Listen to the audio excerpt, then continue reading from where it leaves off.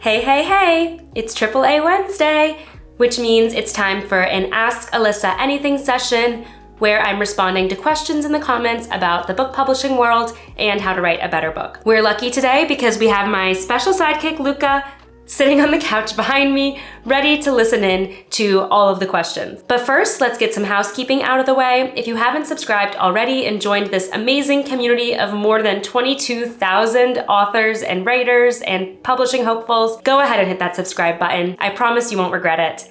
And while you're down there, hit that thumbs up button because it helps me grow this amazing community and helps these videos reach more authors just like you. I also have a free resource I created specifically for my YouTube community in the description below. It is called my free story self-assessment worksheet. It's designed to be a fun, easy, quick quiz that'll help you look at your writing and your manuscript from another perspective and see areas where you could potentially improve it on the next draft. Downloading it is going to sign you up for my newsletter called Chapter Break, where I do short interviews with publishing insiders and published authors, so you don't want to miss out on all of the incredible tips and insights they are giving. If you want to go straight to the newsletter, the link is also in the description. Let's dive into the first question today. Can you speak a bit about finding an agent after parting ways with your former agent? How does the query letter differ for those who were previously agented? This is an admittedly tricky situation to be in, but it is really important to talk about because if your relationship with your agent is not working, you should absolutely find a different agent.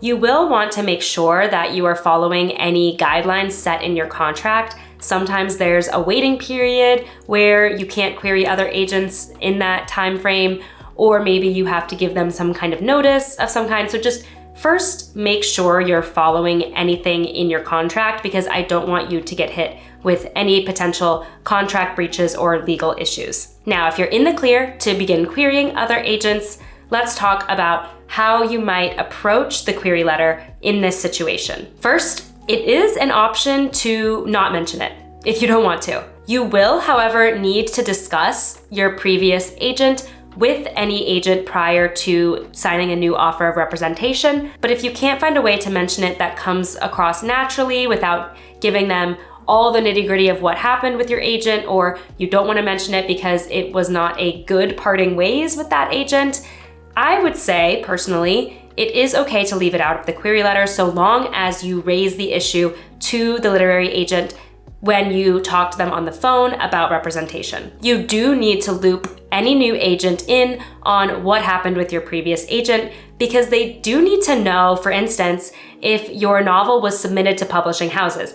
They don't want to then take on that novel and then submit it to the same editor, only to then find out that that editor had already passed on the book. That would be just a really bad situation, so they do need to know. However, they don't necessarily need to know at the query letter stage if you're not comfortable. Now, you can absolutely mention it if you do feel comfortable or want them to have that information. From one perspective, it could be compelling to a literary agent to see you were previously represented because in a way, it validates your writing ability because another agent wanted to represent you, right? On the other hand, the agent is going to immediately have questions, right? They're going to wonder if something happened where there were creative differences, you fought with your agent, or if it was a situation where the agent left the industry, which, was out of your control.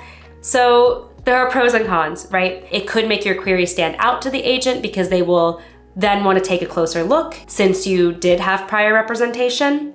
But at the same time, they're going to have questions that you will need to be prepared to answer pretty quickly. What I would not recommend doing is divulging all of the details of your prior agent relationship, particularly if it was a messy situation. If your agent simply left the industry, you could say something like, I was previously represented, but the agent has since left the industry. Literally, that's all you need to say.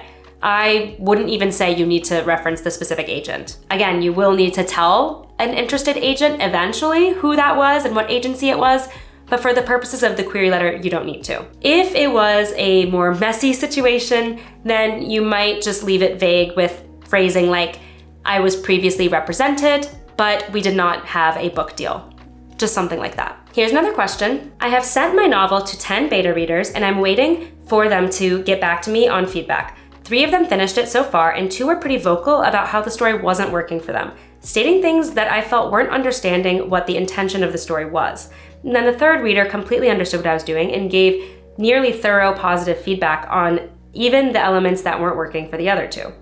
What do you think I should do in regards to the revision? If the majority of the readers don't understand my intent and there ends up being a small contingent that does, do I just aim to revise the art into something more digestible, or embrace that it will only vibe with niche readers and play to my strengths? Quick context, it's experimental fiction that mingles horror with the magical realism / fabulous literary tradition, so it's a bit out there. This is such an important question.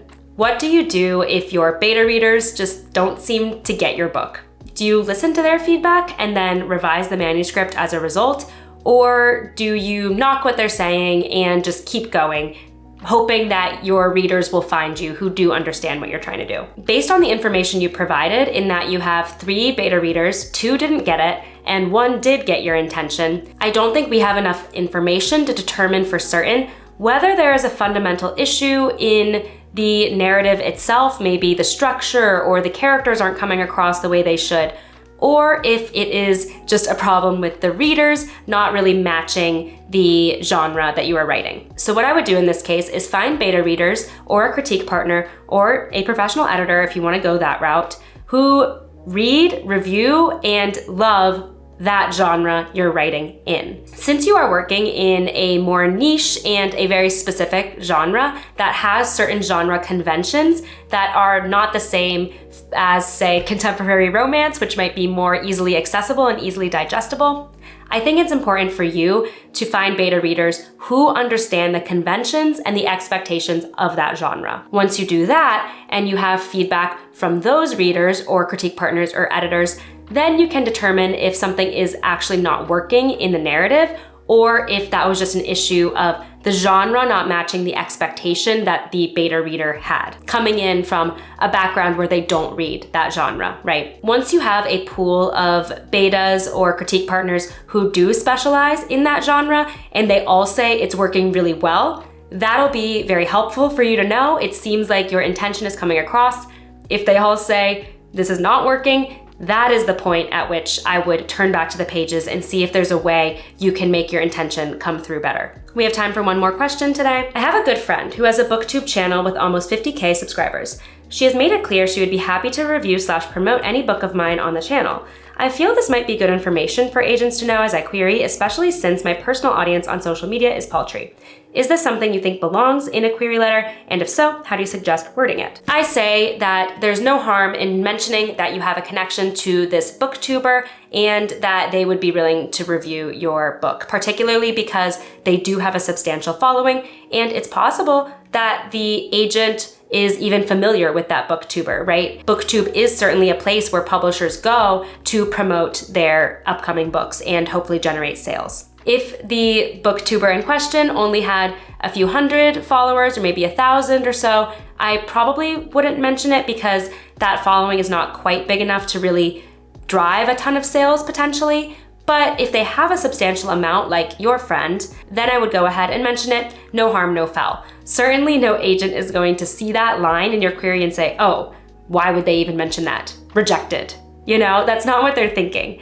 However, if they do see that and they already love the sound of your book and your premise and your sample pages, they could say, oh, that's like a cherry on top, right? So the way I would phrase it is after the plot blurb, either at the end of your comparable title section or maybe even in your bio section, wherever it flows most naturally, I would just say something like, I'm a friend of X booktuber, and then maybe put their channel handle in parentheses, who has agreed to review the book on their channel when it comes out. As simple as that. Doesn't need to be more complicated or more detailed. Thanks so much to everyone who submitted questions today. If you have something you'd like to ask, drop it in the comments here and it will be added to my queue for the next session.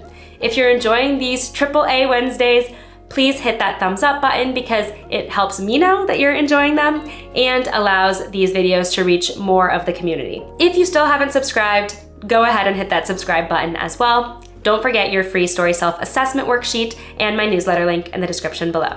Thanks so much for watching and happy writing.